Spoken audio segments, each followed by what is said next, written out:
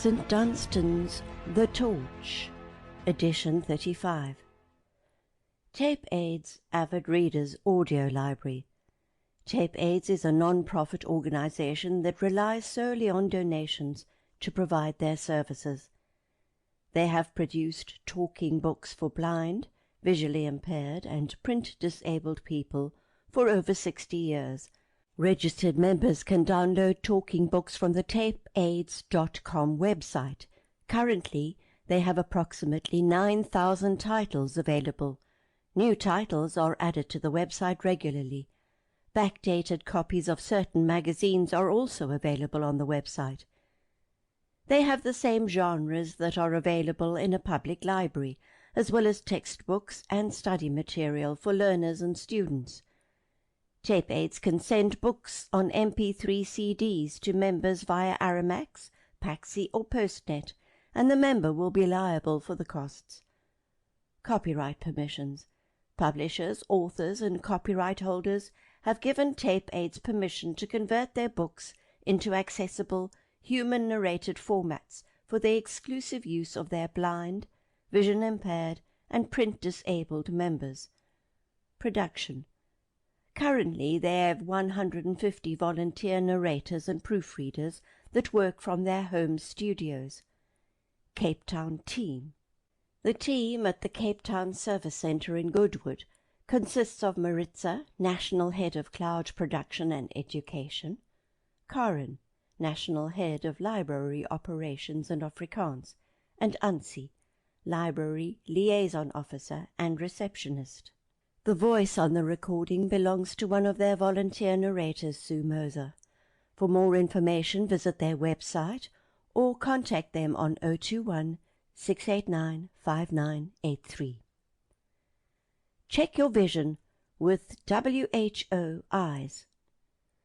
Visual acuity is the most common assessment of visual function. It is a simple, non-invasive measure and critical to determine the presence of vision impairment. Many people with vision impairment are unaware, and accessibility of visual acuity testing is a challenge.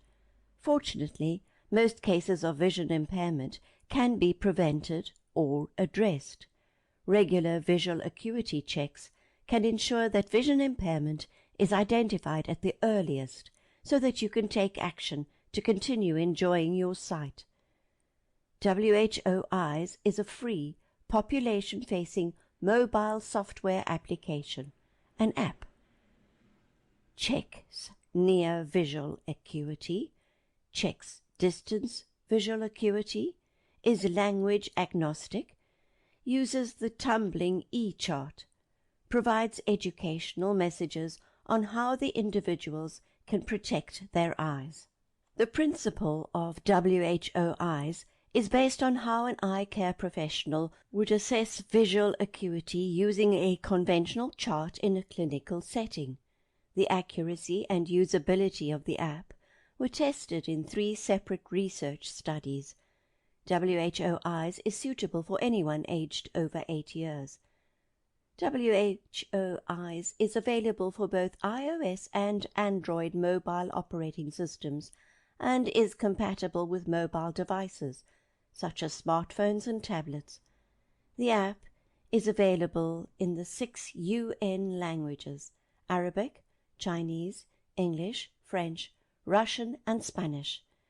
WHO Eyes was developed in collaboration with the Centre for Eye Research Australia, Sierra, a WHO collaborating centre. WHO Eyes does not replace the need for regular eye checks by an eye care professional, even if your vision is good. Source: WHO. Blind mountaineer Eric Weinmeier has a new documentary soundscape that shares his journey. Mountaineer Eric Weinmeier went into an active volcano with Will Smith to help install sensors. Eric Weinmeier lives for adventure. The professional mountaineer and rock climber has summited Denali and the 7 Summits.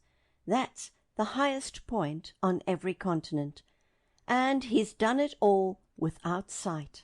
In 2001, he became the first blind person to reach the top of Mount Everest, and in a new documentary called Soundscape, he tells us how he does it, largely using echolocation, and a thirst for life that was sparked when he was a teenager, when he went blind. His dad had him join a recreation program for blind kids. They would go on adventures, horseback riding, sailing, and one week it was rock climbing. Full interview. Eric Weinmeier. Enough said, man. It was adventure. Hanging off my fingertips and figuring out using my hands and my feet as my eyes to get myself from point A to point B to point C, and like doing all these crazy moves and physical moves and leverage to figure out how to connect the dots. I was like, wow, this is the adventure that I crave. It was the week before his freshman year in high school, when he lost the last vestiges of his sight, and he wondered what his life was going to be like. But he says he wasn't worried so much about actually being blind. He was more worried about missing out on life. Weinmeier. Yeah, I'm a pragmatist. You know, not being able to see beautiful pictures and the scenery is one thing, but not being able to live fully is like the most terrifying thing in the world, and so for me it was about living, you know, like I didn't. Like I remember sitting in the cafeteria one time, and there were all these kids across the cafeteria, and they're having this massive food fight, and all I could think about was like, man, I wish I could be in the middle of that food fight. I don't want to be stuck here, you know. So yeah, for me, it's about wanting to live a life of adventure. And I didn't even know what that might look like as a blind person. That's amazing. That's amazing. Okay, so this new documentary is about the summit you made of the Incredible Hulk. And we have to stop for a moment and have you explain this for folks, because this is radio. They can't see it. Like I saw it in the documentary. This is huge. Weinmeier. It's a massive face. Yeah, it's a massive vertical face. And the Sierra Nevadas on the eastern side of the Sierras. And not only is it a huge vertical face, but it's about a 4 or 5 hour hike up, you know. Some of the worst terrain just to get to the base. So yeah, and then my friend Timmy, who's this world-class climber, he's like, let's do it in a day. And I'm like, really? Okay. I want to get to that in a moment, but describe for us first how it is that you hike now, because you use various techniques, like you hike with a partner that's helpful.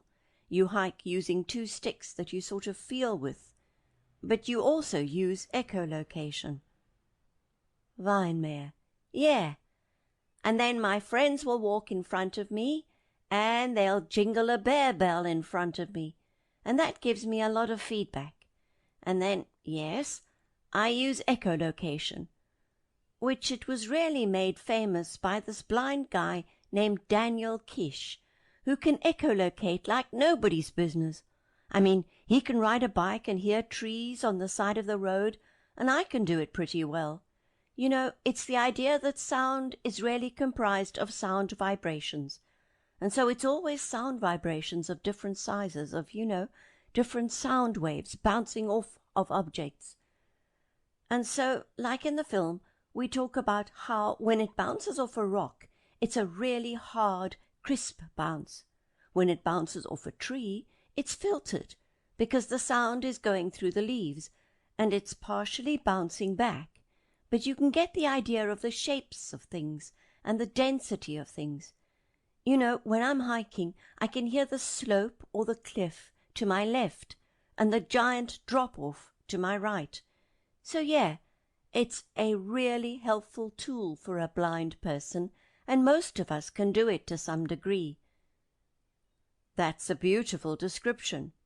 Like you can tell the difference between a rock and a tree, but when you're navigating, not just the hiking on the floor of the forest, right? But like you're rock climbing up a summit like this, That is just completely vertical. How do you use it then? Or is it just at that point mostly feeling? Lionmare: I'd say that the hiking is the most vulnerable part for me, because I'm like a dog trying to use 4 legs instead of 2 legs, leaning on these poles, making sure every step counts, that I'm not going to break my ankle or step in a hole or off a cliff. So it's a lot of work to get to the face. And once I get to the face and my hands and feet are engaged, man, that's the fun part, right? Because it's this physical experience of just using every part of your body to physically move up this vertical environment. And yeah, I'd say at that point it becomes more about touch and about movement. I wonder if you can describe for us what it feels like to get to the top of a summit like that. A lot of people would probably say, why hike it if you can't see the view at the top, right? But that's not what it's about for you, it sounds like. Lionmare: And that's really why we made this film, because people say, like, hey, if you can't see, what does he get out of the mountains? And the view is spectacular.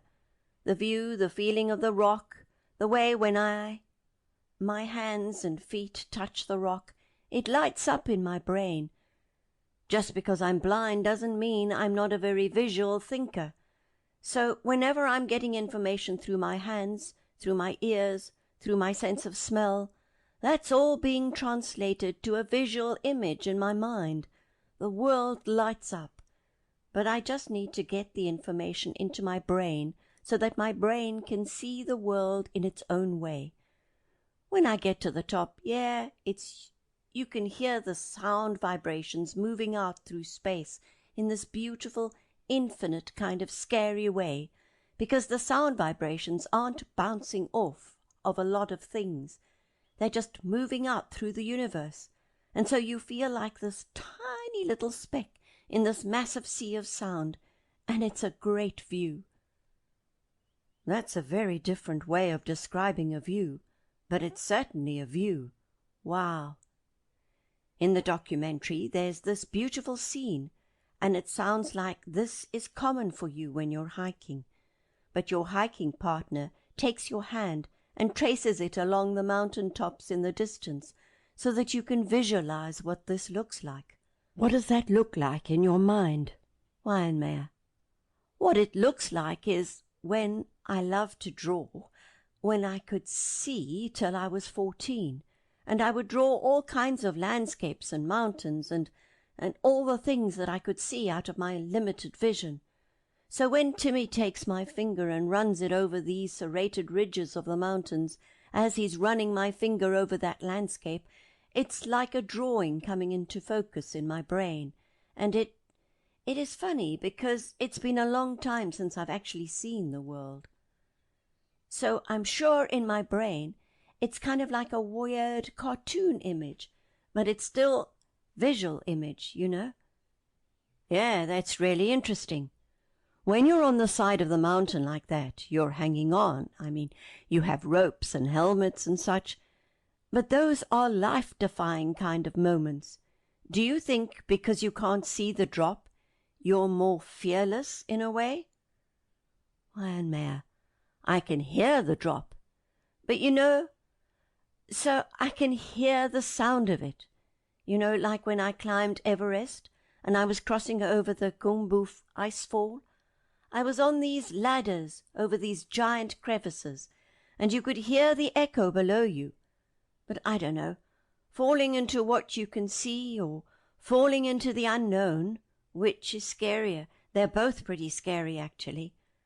But for me, the challenge of rock climbing, which is the fun part of it as well, is that when I'm locked off on my hand and try to get my other hand as high as I can, I'm scanning across the face and, I don't know, I can't find that hold that's out of reach. It's all what I'm feeling under my hands, and so I'm having to figure out how to make it work, I don't always use the best hold or the hold that a sighted person next to me is using, but somehow I figure it out and make it work. Because if you just keep scanning for the perfect hold, you're going to run out of energy. So you just have to make do. And it's a really fun process for me, and it's so engaging to be able to problem solve your way up this vertical environment. It's such a connection between your mind and your body and your spirit. It's when I feel the most connected. Yeah, do you think if you had not lost your sight you would still do this?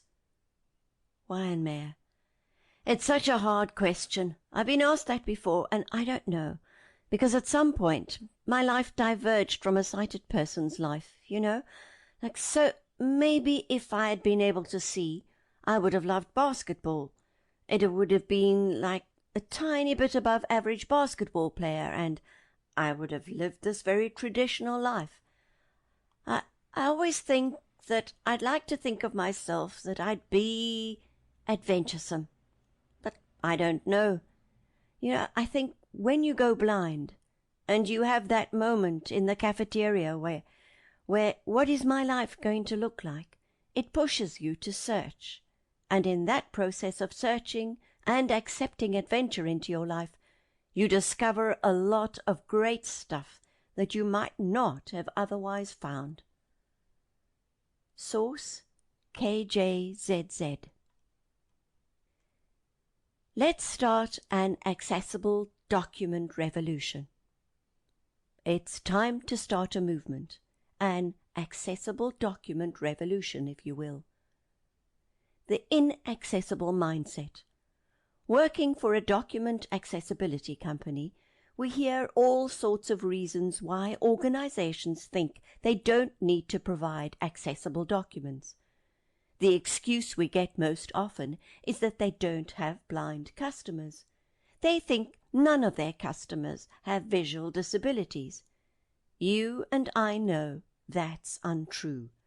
Whether they believe their excuse or not, we need to raise our voices so organizations are painfully aware of the need to provide accessible formats. Steps to take. Raising awareness is crucial. I challenged my friend to dig deeper and come up with an answer we could share to help others. Here's where their brainstorm led. 1. Ask. This step may seem obvious, but it's the most important. If you don't start by asking for accessible documents, you'll never get them. Your initial ask will likely be to a frontline employee who has no power. If the organization incorporates accessibility into its business plan, this person may know how to help. Sadly, that's often not the case. 2. Get the manager. If the first person you ask says no or doesn't know, ask to speak to the manager. Employees receive so much information in their orientation with the company that there's a chance the first person you speak to won't remember the company's protocol. 3. Take it to corporate. If the manager is no help, or if you're denied a manager, ask for the phone number and email to the corporate or main office. Ideally, you'll get the name of a VP or compliance officer to contact. That may not be possible, so start with anyone at the corporate level. Once you have that information, reach out until you get through to someone who can help. It may take several calls and emails. You may never get through, but it's important to continue requesting your accessible documents. When reaching out, ask about their process for documenting accessibility complaints. Chances are they don't have one. Bringing it up may push them to finally implement one. Message inspiration. If you're not sure what to say, that's okay. We've put together a standard request that you can customize to fit your situation. To whom it may concern. I am inquiring about receiving my account information, monthly statements, and/or customer care materials that your company provides in an accessible format. I have a visual disability, and the documents I currently receive are in a format that I cannot read. Please send all of my materials in the following format: Braille, large print, accessible PDF, audio. Please contact me at your preferred contact method, such as email address, phone number, or mailing address. If you have any questions about my specific accessible document needs, thank you in advance for complying with the federal laws that grant me equal access to information in an accessible format that I can read. Please send the materials to my address. Your address. Sincerely, your name. 4. Enlist help. At some point in your efforts, enlist friends and family to help. They can express their dissatisfaction with an organization that's excluding people with disabilities. I've heard of sighted friends writing letters to organizations after embarrassing and frustrating experiences in which their blind counterpart was denied accessible versions of their written information. Having your friends with sight chime in shows organizations that these accessibility issues affect more people than they thought. Whether a letter, phone call, or social campaign, your friends and family can spread the word about the need for accessible documents. What works for you? These ideas are just one person's. We know you have your tried and true methods, and we'd love to hear them to share with others.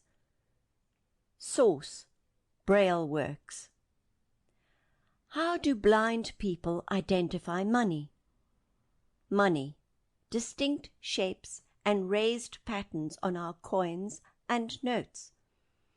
In South Africa, and in many other countries around the world, both coins and banknotes have been designed and made to include distinct features, so banknotes that persons who are blind are able to tell the different coins and notes apart. The South African National Council for the Blind was fully consulted by the South African Reserve Bank in the process of creating the new Mandela Series banknotes, to ensure that the notes were made to be accessible to persons with visual impairments. A team from the Reserve Bank also held a workshop to ensure that all sectors of the visually impaired community received training and information regarding the new notes. The new notes are the same size and coloring as the old notes, just brighter, so the money sticks, which are used by some persons with visual impairments, will still work accurately. Banknotes. The South African banknotes are different lengths and have 1, 2, 3, 4, or 5 raised diamond shapes in the middle of the bottom half of the notes to enable blind people to identify them as 10, 20, 50, 100, and 200 rand respectively. For the benefit of the partially sighted, the Reserve Bank has also introduced geometric shapes on the front of the banknotes. The 10 rand note features a diamond, the 20 rand a square, the 50 rand a circle, the 100 rand a flat hexagon, and the 200 rand a honeycomb hexagon. For quick and easy reference, money templates are also used to measure banknotes. These money templates come in various styles, including an aluminium device and a cardboard one, which can also be used to store the banknotes. Money templates are available to purchase from organizations such as the Guide Dog Association of South Africa, Blind SA, or the South African National Council for the Blind. Contact them to receive a quote, or visit Blind SA to see how to use the cardboard template. Coins' distinct features. A coin, for example, has 6 distinct features by which it can be identified. These include the size, thickness, shape, as they are not all entirely round, the pattern of grooves around the edge, the sound it makes when dropped onto a table, and the raised picture on the face. We have 9 coins in South Africa. The 1, 2, 5 and 10 cents are almost never used now. The 20 cent and 50 cent are identifiable by continuous serration on the edges. These are called copper coins and have a different feel from the silver rand value coins. There are 2 types of 5 rand coins. The latest and preferable one is unique in that it is thicker and has an interesting edging which includes complete serration as well as a groove running around it. It feels like 2 coins joined together. The 1, 2 and the old 5 rand coins are distinguishable from cent coins in that their serration around the edge is broken by smooth edging as well. Size is also important. The 10 cent and 1 cent are the smallest, while the 5 rand coin is the largest. The 50 cent coin is slightly larger than the 1 rand, but can easily be told apart by the difference in serration, which has been mentioned above. Equipment is also available to help persons who are blind to store their coins and distinguish between them. This equipment includes coin selector. Plastic coin selectors are also used for quick and easy reference, as the plastic unit has places for South African coins, which enables you to handily store your coins in one unit. These plastic coin selectors are available from organizations such as South African National Council for the Blind. You can contact them to find out more or to receive a quote. Source: Disability Info. Call to aid the blind to enter workforce. It is for commerce and industry to shift their focus from disability to how blind and visually impaired people can bring change to society and make a contribution to the economy. This according to League of Friends of the Blind, LOFOB, as the world observed International Day of Persons with Disabilities on Sunday. The organization said about 97% of all blind and partially sighted people in South Africa were unemployed. LOFOB Executive Director Shahima Edwards said, "It has always been LOFOB's firm belief that blind and visually impaired people should be employed in the open economy.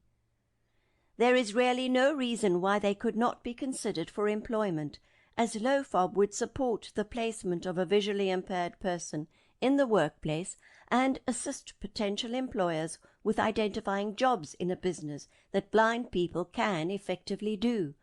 Our country needs to do more to ensure the economic empowerment of people who are blind and visually impaired."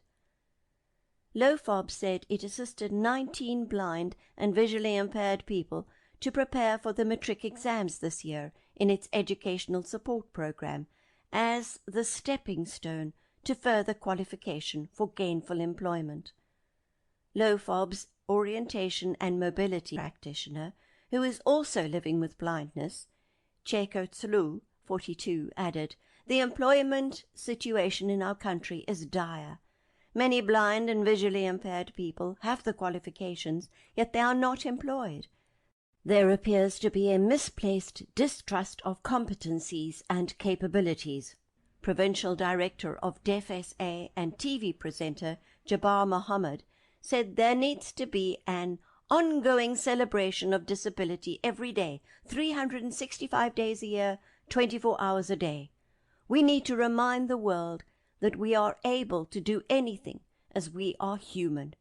We, the deaf community in SA, still need more access to all public service, social, health, education, jobs. It is still a barrier for some of our deaf community where not all understand what is the UN Convention on the Rights of Persons with Disabilities. there is a need to train every sector in South Africa to internalize and understand how it needs to implement these documents, Mohammed said. Meanwhile, the Provincial Department of Social Development, DSD, said it had allocated 164 million rand to support NPOs that provide therapeutic and support services. I was greatly moved by the passionate staff working at DSD's Sivuyile residential facility, where significant upgrades are currently underway to ensure the children and adults who receive care there are extra comfortable, and those working at our NGO partners, the Karel de Toy Centre and the League of the Friends of the Blind, and not forgetting the clients at these facilities, said Western Cape Social Development MEC Sharna Fernandez. It's all about inclusion. If we as a society can do more to create accessible spaces free of discrimination, we would have the benefit of the many wonderful talents, knowledge, and skills of these individuals. Source: IOL News. Farewell, Mrs. Mafu. Mrs. Mafu was called to her eternal resting place on the 29th of January 2024. Her family was always by her side during the challenging moments. Our sincerest condolences to all the loved ones she left behind.